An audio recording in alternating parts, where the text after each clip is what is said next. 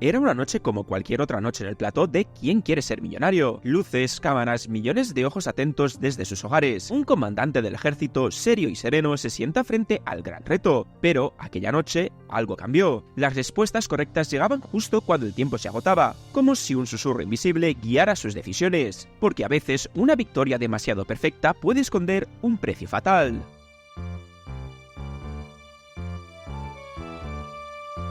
El programa ¿Quién quiere ser millonario? Siempre tuvo un aire mítico. Una pregunta, 4 opciones, 15 escalones hasta llegar a la cima. 1.000.000 de libras. Sencillo de entender, pero casi imposible de conquistar. Era un juego de nervios, estrategia y conocimientos. Pero, ¿qué pasa cuando alguien decide cambiar las reglas del juego? Aquí es donde entra Charles Ingram, un tipo que nadie esperaba que desatara uno de los mayores escándalos de la historia televisiva. Pongámonos en contexto. Estamos en 2001, en Reino Unido. ¿Quién quiere ser millonario? Es el programa estrella. Los sofás se llenan de familias cada noche para gritar respuestas a la pantalla. Era más que un concurso, era casi un ritual colectivo. Y luego tenemos a los concursantes, algunos brillantes, otros torpes, pero todos con un sueño. Charles Ingram, comandante del ejército, era uno de esos soñadores, al menos eso parecía. Cuando Charles Ingram se presentó al programa, lo hizo con una sonrisa medio nerviosa y esa típica actitud de veremos qué pasa. Era el tipo de persona con la que empatizas al instante, ni demasiado seguro de sí mismo, ni demasiado tímido, pero había algo curioso en él. Aunque su historial militar mostraba a un hombre entrenado para mantener la calma bajo presión, no parecía destacar en cultura general. De hecho,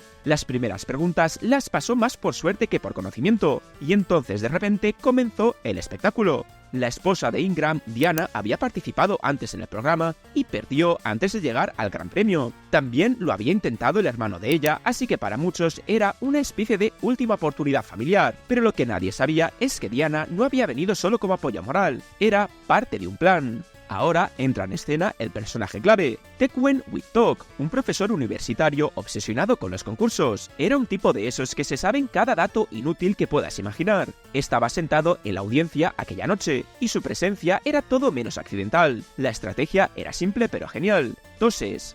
Sí, has escuchado bien.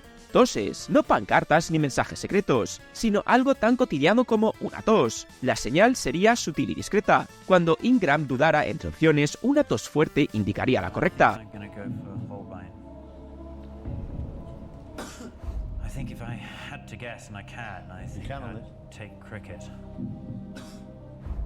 Puede sonar ridículo, pero en un plató lleno de focos y tensión, nadie esperaba algo así. De hecho, era casi perfecto precisamente porque nadie podía creerlo. Ahora avancemos hasta la primera pregunta complicada. Ingram duda como lo haría cualquiera. El público guarda silencio. La música de fondo sube lentamente, recordando a todos que el momento es crítico. ¿Cuál fue el truco? Una simple pausa, un análisis teatral y una tos. Ingram vuelve a mirar las opciones y luego, como si recibiera una iluminación divina, cambia su respuesta y acierta.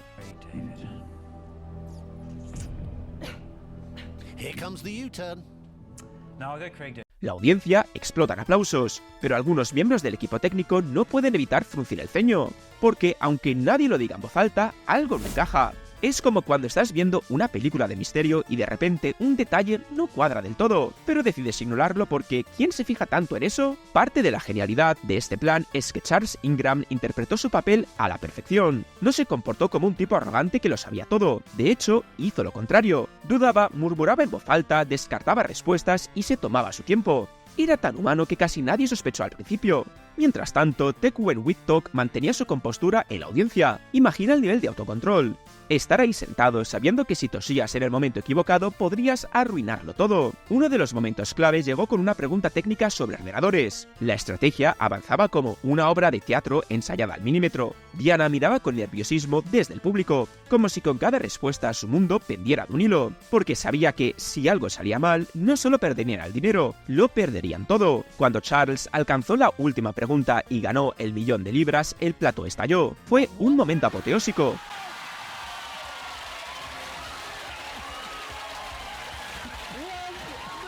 Ingram levantó los brazos en señal de victoria mientras el público lo aclamaba. Chris Trant le estrechó la mano y le dijo que había hecho historia, pero la victoria tenía un eco extraño. Era como si, en lugar de ser el final feliz de un héroe, fuera el cierre de un truco de magia que había salido demasiado bien. Detrás de bastidores, los técnicos de sonido miraban las grabaciones con incredulidad. La evidencia estaba ahí, cada tos, cada pausa, cada cambio de respuesta. El acto de ilusión estaba completo, pero los engranajes para descubrir la verdad ya habían comenzado a girar.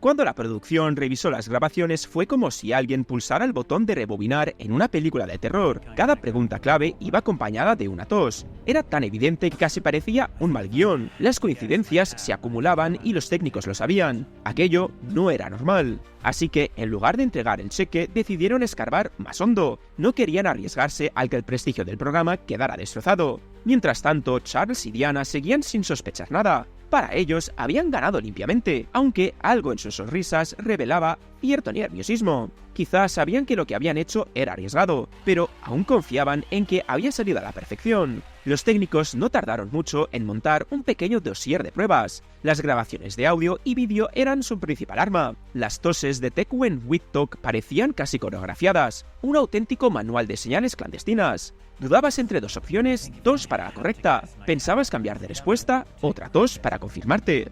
Chris, el carismático presentador del programa, no sabía nada al principio. Para él, Charles había sido peculiar, un poco lento para decidirse, pero definitivamente inteligente. Así que cuando le informaron de las sospechas, su reacción fue una mezcla de sorpresa y decepción. El primer enfrentamiento con Charles fue, digamos, incómodo. Los responsables del programa no querían señalarlo directamente, pero necesitaban respuestas. Le preguntaron si había notado algo raro durante su participación. ¿Había oído las toses? ¿Se había dado cuenta de que alguien en la audiencia parecía resfriado? Charles, manteniendo la calma casi con frialdad, negó todo. Dijo que estaba tan concentrado que no escuchó nada fuera de lo normal. Su versión de los hechos era simple. Respondí lo mejor que pude. Diana también negó cualquier irregularidad. Era como ver un par de actores improvisando un guión que no había preparado del todo. Pero el equipo de producción sabía que tenía algo más poderoso que cualquier testimonio: las pruebas audiovisuales. Decidieron enviar las grabaciones a expertos en sonido para analizar cada detalle. Querían demostrar sin margen de error que las toses estaban sincronizadas de manera sospechosa.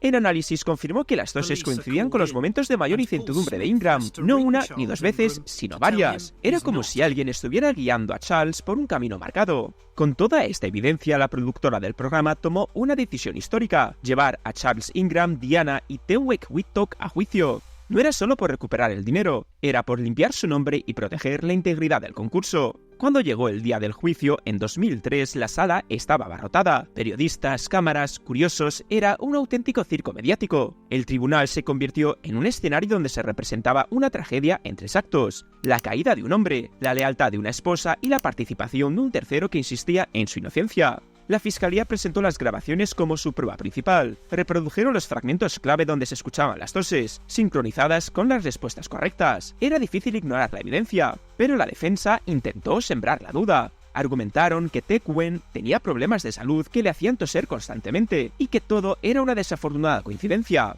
El jurado escuchó atentamente cada argumento, pero la narrativa ya estaba escrita en las mentes de la mayoría. Charles había sido pintado como un tramposo, y a veces la imagen pesa más que los hechos. La prensa influyó mucho, y la opinión pública se convirtió en un juicio paralelo que ya nos lo habían condenado mucho antes de escuchar la sentencia real. Finalmente, el jurado declaró culpables a los tres: Charles, Diana y Teeuwynn. La sentencia fue clara: conspiración para cometer fraude. Aunque evitaron la prisión, la condena pública fue mucho más brutal que cualquier sentencia oficial. Charles perdió su rango en el ejército, su reputación quedó hecha trizas y la vida de los Ingram cambió para siempre. ¿Fue todo realmente una estafa? ¿O una versión definitiva de un desafortunado malentendido? Quizá nunca lo sabremos del todo, pero lo que está claro es que aquel concurso jamás volvería a ser el mismo.